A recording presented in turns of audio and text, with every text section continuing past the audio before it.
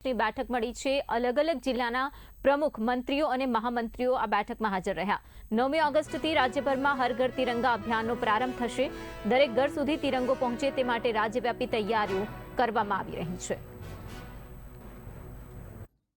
ગુજરાત ભારતીય જનતા પાર્ટીના યશસ્વી અધ્યક્ષ જગદીશભાઈ વિશ્વકર્માના અધ્યક્ષસ્થાને પ્રદેશની એક મહત્વની બેઠકનું આયોજન થયેલું છે, જેમાં પ્રદેશના જુદા જુદા જિલ્લા મહાનગરના પ્રમુખો, મહામંત્રીઓ, પ્રભારીશ્રીઓ અને અન્ય મુખ્ય કાર્યકર્તાઓ સાથે આ બેઠકમાં સૌ ઉપસ્થિત છે।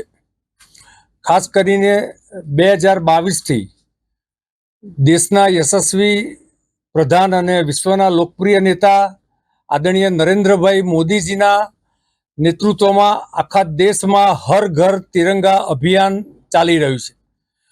તેના અંતર્ગત ગુજરાતમાં 9 ઓગસ્ટથી આ હર ઘર તિરંગા અભિયાનના કાર્યક્રમો ચાલવાના છે। આના અંતર્ગત સૌપ્રથમ પહેલી તિરંગા યાત્રા ગાંધીનગર શહેરમાં નીકળવામાં આવશે।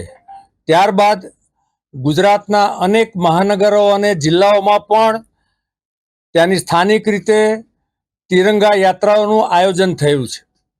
આ તિરંગા યાત્રામાં ભારતીય જનતા પાર્ટીના કાર્યકર્તાઓ, પ્રતિષ્ઠિત નાગરિકો, એનજીઓ, ડોક્ટર્સ, એડવોકેટ્સ, ચિંતકો અને સમાજના વિવિધ ક્ષેત્રે અગ્રગણ્ય કામ કરતા લોકો આ યાત્રામાં જોડાનાર છે। કુલ મળીને વધુમાં વધુ ઘર પર તિરંગો લાગે એક પ્રકારનું આ અભિયાન છે।